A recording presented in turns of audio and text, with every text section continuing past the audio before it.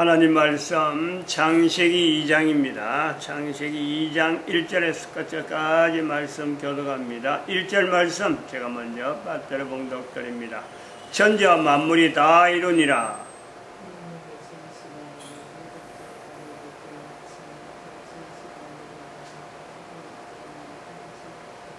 하나님이 일곱 자녀를 복주사 거룩하게 하셨으니 이는 하나님이 그 창조하시며 만드시는 모든 일을 마치시고 이날에 안식하셨음이더라. 너희가 하나님의 성전인 것과 하나님의 성령이 너희 안에 거하시는 것을 알지 못하느냐. 모든 정사와 권세와 능력과 주관하는 자와 이 세상과 오는 세상 일컫는 모든 이름 위에 뛰어나게 하시고 또 만물을 그 발 아래 복종하게 하시고 그를 만물 위에 교회의 머리로 주셨느니라. 교회는 그의 몸이니 만물 안에서 만물을 충만케 하시는 자의 충만이니라. 평강의 하나님이 친히 너희를 온전히 거룩하게 하시고 또 너희 온 영과 혼과 몸이 우리 주 예수 그리스도 강림하실 때에 허물게 보존되기를 원하노라. 너희를 부르시는 이는 미쁘시니 그가 또한 이루시리라. 2012년 교회 국가 역사 정체성 복음으로 표현한다.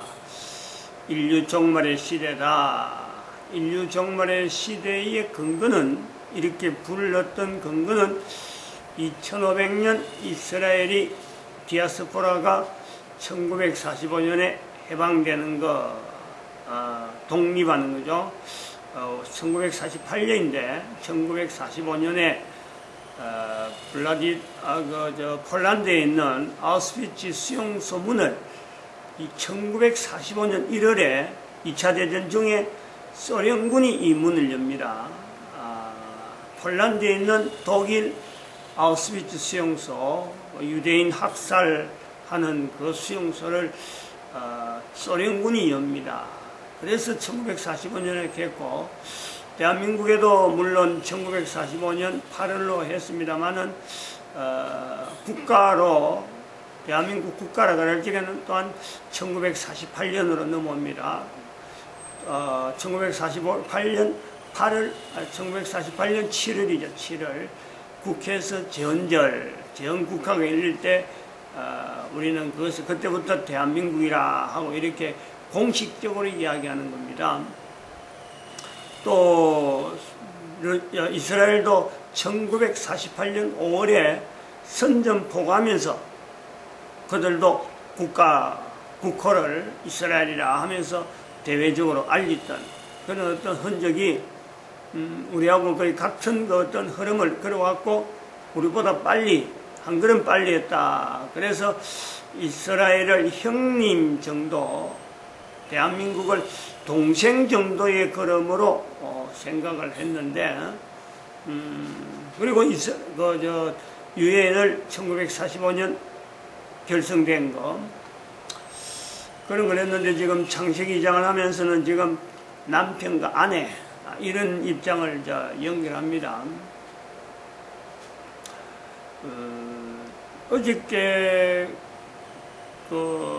어저께부터인가 그저께부터인가 텔레비전에서 문재인 대통령이 지금 현재 대통령이 그렇죠. 방송한 멘트가 계속 지금 흘러나오는데 인터넷에 어제 보니까 떴더라고요. 물론 그전부터 떴는데 어저께 제 핸드폰에 계속 그것이 이렇게 광고 형태로 해갖고 자꾸 등장하는 거예요. 난 자꾸 없앤데도 불구하고 뭐냐면은 무슨 멘트를 했냐면은 향후에 일본하고 관계에서 일어나는 모든 문제의 책임은 일본에게 있다. 이렇게 표현되어지는 내용이죠. 그래서 자꾸 지워도 자꾸 뜨길래 어제는 이제 설교 준비를 마치고 토요일이니까 설교 준비 마치고 한번 그 내용을 천천히 한번 봤습니다. 보니까 문재인 대통령이 청와대에서 무슨 회의하면서 표현한 내용인데, 국무회의했는가 거기서 발표한 내용인데, 일본이 지금 현재 대한민국의 화이트 리스트에서 대한민국을 제외한 것은 이거는 엄청난 실수다. 그러면서 국제사회에 대화를 통해서 풀어야 될 문제를 풀지 않고 지금 대한민국의 경제 보복을 하고 있다. 또 WTO에 제소해서 지금 되어지는 모든 일들이 진행되기까지 여러 가지 문재인 대통령 말이 그래요. 여러 가지 외교적 노력으로 접근을 하려고 했는데 다 거부했다. 이거는 완전히 국민들 이거는 희롱해도 이건 보통 희롱하는 거 아니잖아요. 모르네 앉혀놓고 이야기하는 것도 아니고, 지금까지 이 문제를 여기까지 일본하고 문제가 걸어온 거 전부 다 방금 이야기하는 내용들이 전부 다 문재인 대통령이 다 나타내갖고 한일 관계를 이렇게 어렵게 만들어 왔는데 그걸 다 지금 일본한테 뒤집어 씌웠단 말이에요. 근데 제가 그 밑에 있는 그 답글을 보면서, 댓글이죠, 댓글을 보면서 내가 경악을 하는 거예요. 읽어본 댓글이 한 서너 개 이래 있는데, 읽다가 내가 도무지 안 되겠다 해서 나도 댓글 하나 달았는데, 문재인 대통령 잘했다는 거지. 문재인이 대한민국 대통령이다 하고 이렇게 표현하고, 그러면 지난번에 이야기했던 죽창 이야기 나오고, 또 우리가 옛날에 IMF 때도 금모으기 해갖고 우리가 물리쳤는데, 이 정도 같으면 얼마든지 된다. 이런 내용의 댓글들이 달리는 걸 보고 도무지 못 참겠더라고. 그래서 저도 댓글을 달았어요, 하나. 선전포고입니다. 선전포고이군요. 이랬어요. 그리고 대한민국에는 말 안 했습니다. 전쟁이 나면은 그 국가에 소속해 있는 국민들의 무덤이 늘어날 것 같다. 그리고 30년 후가 지나면은 박근혜 전 대통령하고는 180도 달랐다는 백성들의 평가가 나올 것이다. 그리고 마지막에는 그랬습니다. 30년 후가 지나서 문재인이가 살아있다면은, 문재인이가 살아있다 아니고 본인이 살아있다면은 이런 내용을 직접 확인할 거다. 이렇게 표현을 해놨어요. 30년 후에 박근혜들, 문재인인들 살아있을 확률이 거의 없죠. 30년이라는 내용은 지금 우리가 계속 이야기하고 있는 대한민국의 30년, 1919년, 1950년, 1980년, 2012년 그런 것을 지내서 지금 30년을 이야기하는 거예요. 30년 후에 문재인을 대한민국 국민들은 어떻게 평가할까? 그때 되면 대한민국의 입장이 어떤 입장일까? 우리가 지금 현재 있는 대한민국이라는 이런 형태의 지금 현재 누리고 있는 대한민국의 여러 가지 위치를 그때도 누리고 있을까? 저는 분명히 부정적으로 봅니다.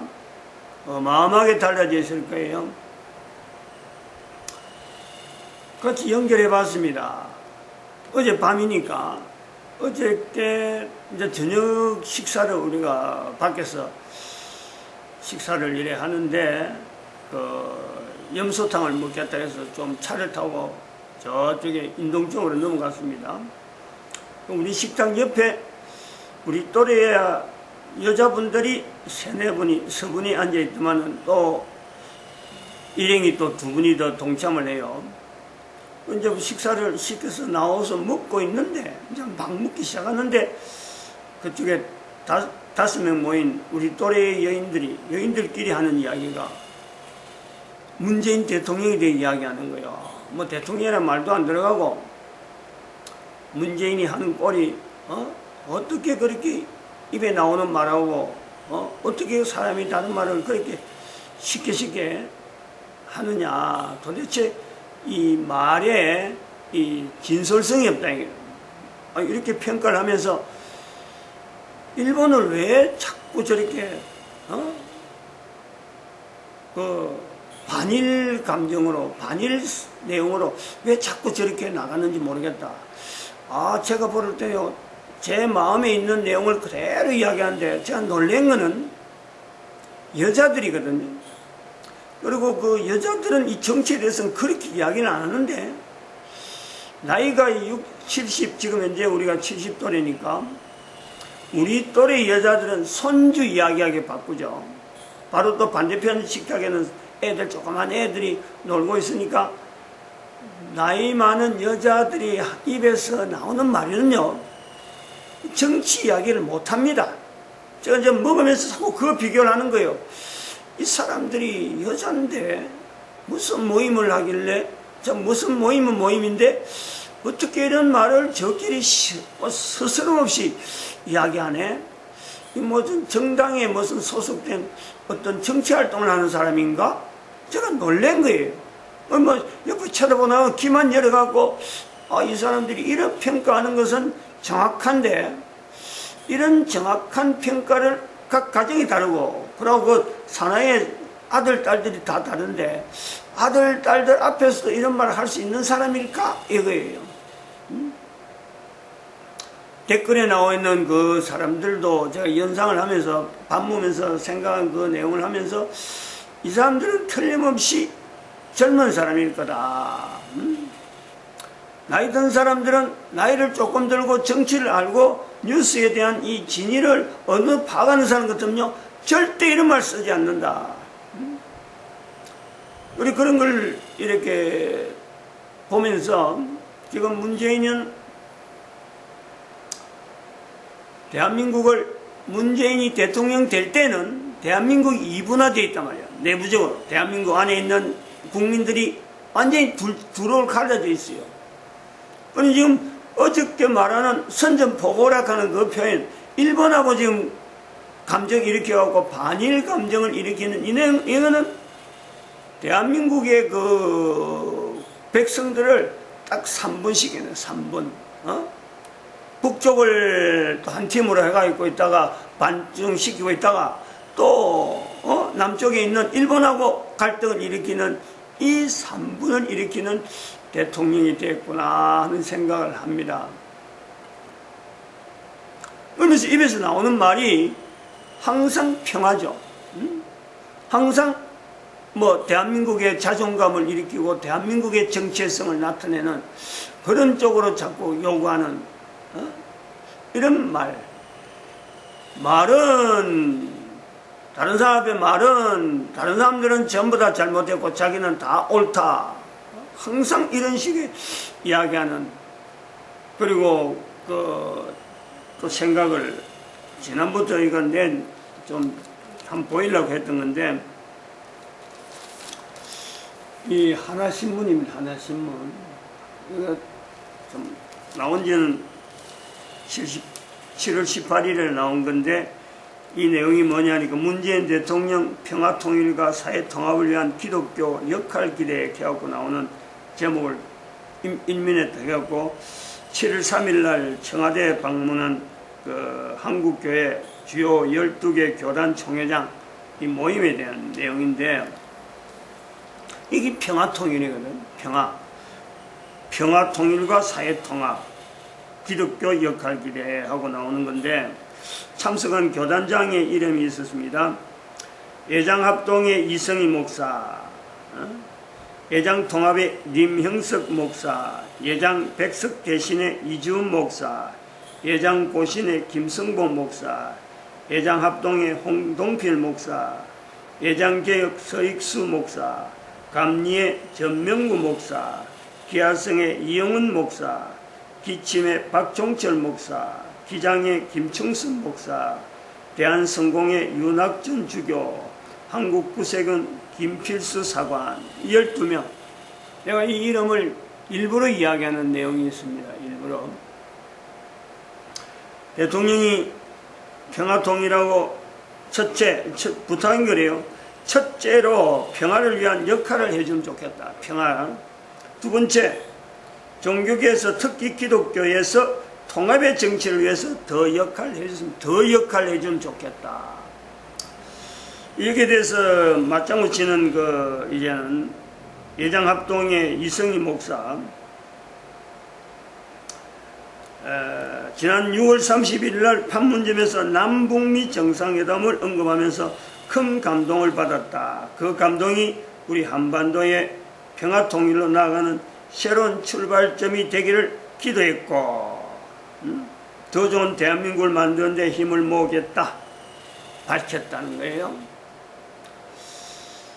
그리고 옆에 또 이제 또 하나의 사설, 회사에서 나오는 논술이죠. 이 내용을 보면서 평가를 한 겁니다. 청와대 오찬 관련 논평이라고 나왔는데, 가짜 평화, 위장된 평화에 속아서는 안 돼 라는 거예요. 이 내용은 의미가 있다는 거죠.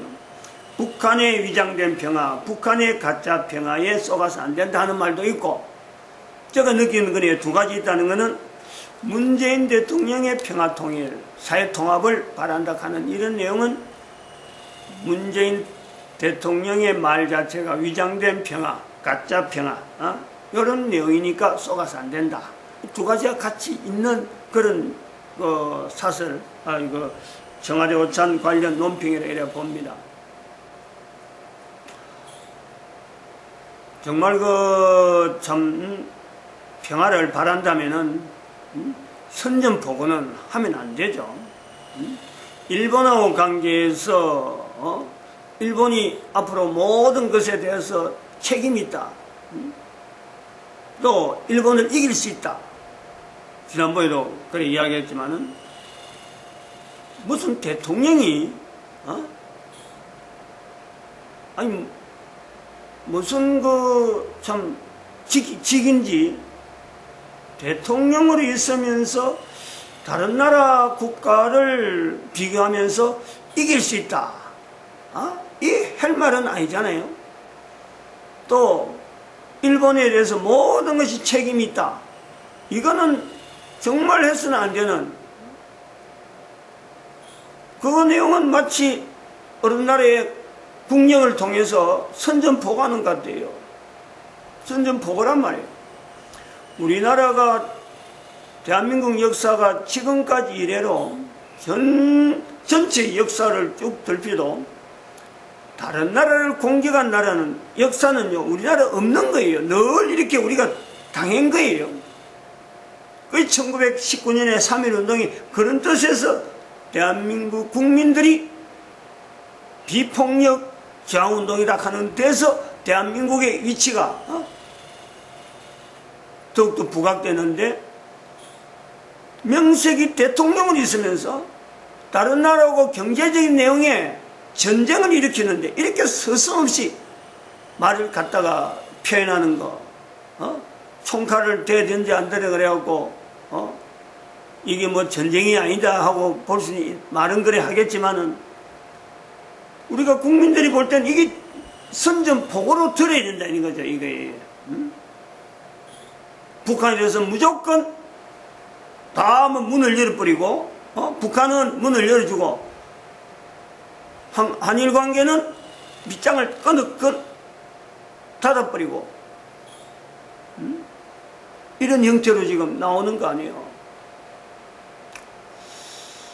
근데 여기서 우리가 지금 나타내서 지금 표현하려고 하는 내용은, 이 대한민국에서의 한일 관계라는 이 내용은 이제 8월 달에 들어가니까, 지금 앞으로 10일이 있으면 이제 8.15 강북이라고 하는 이 대한민국 어떤 정체성을 나타내는데, 지금까지 참 대한민국의 정체성 쭉 이야기했지만 8.15처럼 그 정체성을 분명히 드러내는 건 없단 말이에요.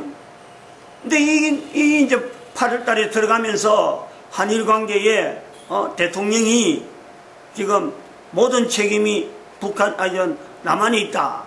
옛날에는 우리나라 대통령들이 모든 책임이 북한에 있다 하고 북한과 거리를 두고 있던 그 발언의 내용처럼 일본에게 모든 책임이 있다 하고 나타낼 때 이런 8월 15일이 다가오는 이런 점에 보통 걱정이 아니라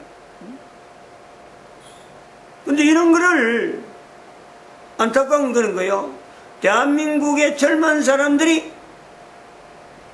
내용의 이런 여러 가지 어떤 말의 무게라든지 이런 흐름을 전혀 모르면서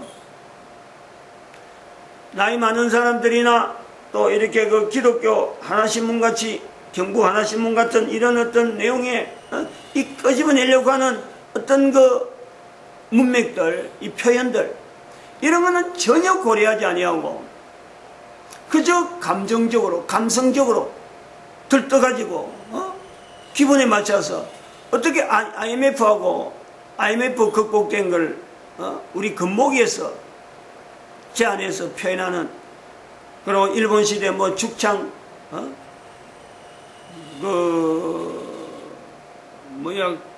동학난 죽창을 일본하고 겨눴던 그런 거하고 비교하면서 대한민국이 지금 현재 이런 정세를요, 청년들이 어떻게 이걸요, 청년 때 지금 사람들이 이런 걸 어떻게 받아들이냐. 이 대통령이 지금 하는 이런 내용을 지금 현재 제일 그 피해를 많이 입을 사람들이 앞으로 지금 현재 젊은 사람들인데 나이 드는 사람이 이제 다 죽고 없어질 거예요. 근데 이제 피해는 앞으로 지금 일본에서 반일 감정을 가지고 있던 이 사람들이 전부 다 피해를 입을 건데 IMF만 하더라도 우리가 겁모으기만 해서 그런 게 아니라 그거는 국민의 당일적인 어떤 요소를 보여준 거지만은 일본이 지원하지 않고 일본의 어떤 영향이 없었으면요 우리가 어림도 없어요. 어림도 없었어요. 일본에 우리가 IMF를 벗어나려고 할 때 일본하고 관계되었던 여러 가지 내용들 일본이 그나마 그런 어떤 나름대로 어떤 재정적인 지원은 안 했지만 일본이 할 수 있는 여러 가지 행동이 있었으므로 끝까지 그래도 우리를 지원해 줬던 그 내용이 있었으므로 그나마 우리가 IMF를 벗어날 수 있는 그 요소가 있는 거예요. 일본이 끝까지 우리를 지켜줬다니까. 그러다가 마지막에 도무지 안 돼가지고 일본이 손을 놔버리니까 꼬마 IMF 온 거예요. 정말 참 이 알고 듣는 뉴스하고 뭐 생짜배기처럼 막 그저 기본적으로 듣는 이 뉴스하고는요 너무 차이 나는데 후세가 지금 시대에서 돌아가는 이 흐름을 통해서 후대인들이 이 당할 이 고민을 이런 고통을 생각하니까 이거 뭐 참 댓글을 안 달 수는 없고 또 댓글 단다고 해서 뭐 너무 정치인 선동을 너무 나타낼 수 없고 그동안 여기서 표현한 내용 갖고 일부 이렇게 했지만은 마음이 너무너무 지금 안 좋아요. 너무너무 안 좋아. 내일부터 또 뭐 국가를 위해서 목사님들이 구미에 있는 목사님들이 2박 3일 동안 금식기도를 하고 또 이달 말에 26일 날부터 홍천에서 금식은 아니지만은 초교파 목사님들의 모임이 있어서 갑니다만은 이 비교를 한번 해보는 거예요. 대한민국의 옛날에 6.25 사변 때에는 북한에서 남침에 의해서 북한에서 제일 먼은 남쪽에 가서 길을 행가하면은 지금은 홍천 이렇게 해서 그게 어제까지만 해도 저는 생각이 그랬어요. 아, 이제는 북쪽으로 가야 되고 더 참 이 남북 통일을 위해서 방향이 북쪽으로 가는 게 맞다. 그래 했는데 일본하고 저렇게 선전포고 나오는 걸 또 비교하니까 딱 6.25 사변에 완전히 대칭되는 이렇게 되어지는 참 역사가 아이러니해도 참 너무 이렇게 살아온 산 60년 정도 지났지만은 1950년 사건하고 지금 2019년 현재 이 상황이 너무너무 닮았다. 너무너무 닮았다. 그러면은 6.25 사변 때의 대한민국 국민들의 그 고통, 그 이후의 고통, 그럼 앞으로 일본과의 이 전쟁에서의 이 고통이 고스란히 우리가 어디에 누구한테 하소연할 거예요. 북한에 하소연할 거예요. 중국에 하소연할 거예요. 그냥 고립되어 있는 완전히 고립되어 있는 대한민국이 도대체 뭘 어떻게 해서 경제를 회복하고 다시 한번 일어서겠다는 뭐를 근거하겠어요. 미국은 지금 이 일본하고 한국하고 이 사이에서 갈등 느끼고 있는 이 내용에 어느 편을 들겠어요. 미국이 손 못 대요. 미국은 어떻게 대한민국이 이걸 헤쳐나갈는지. 참 이 목사들이 기도한다 하니까 그게 하나의 희망이지, 그 외에는 어떤 것도 희망이 없는. 한편으로는 그런 생각이 듭니다. 애국가 동해물과 백두산이 마르고 닳도록 하나님이 보호하사 우리나라 만세가는 이 애국가가 이제 앞으로 찬송가의 반열에 들어가야 될 때가 온다. 옛날에도 그래 했지만은, 옛날에 그래 하다가 이게 찬송가에서 제외시켰는데, 애국가로 해서 나왔는데, 그게 찬송가에 있던 거예요. 우리나라 애국가가. 찬송가에 교회에서 늘 부르던 내용이 나중에 애국가라는 이름으로 불리진 거예요. 근데 앞으로는 다시 그 애국가가 찬송가에 들어가서 교회는 국가 조직에서 탄압받는다니까. 지금 여기 교단이 12명 왔지만은, 교단장 12명 왔지만, 이거는 형식적인 내용이지, 앞으로 국민들 앞에, 앞으로 국가가요, 교회를 철저히 탄압하는 이런 시대가 온다는 거예요. 그러면 애국가는 다시 교회 안으로만 들어가고 찬송가로 될 수밖에 없는 요소가 온다. 그게 30년 후가 될지, 그 이전이 될지, 알지는 못하는 거죠. 지금보다 나빠질 것만 남아있지, 우리 국민들이 생활이요, 좋아질 것에 대해서는 기대는 그야말로 1%도 못해요. 1%도. 될 수 있는 요소가 없어요. 50%에서 조금 더 방향을 놔서 될 일이 아무것도 없어요. 점점 나빠져, 점점. 3.1운동의 그 의미를 다시 새기는 거예요. 교회는 애국가를 붙잡게 되고, 그 다음에는 한글은 이제는 다른 어떤 경제 어떤 그보다도 오직 한글 가지고 버텨나가야 되는 대한민국의 위상, 그리고 남자들이 정치하던 이 흐름을 더 이상 놔두지 못하고 여자들이 참 국가 정치의 어떤 안위를 위해서요, 여자들의 헌신이 더욱더 드러나야 될 수밖에 없는 그런 사태가 올 것이다, 이렇게 보고 있습니다. 마칩니다. 기도드립니다. 할렐루야.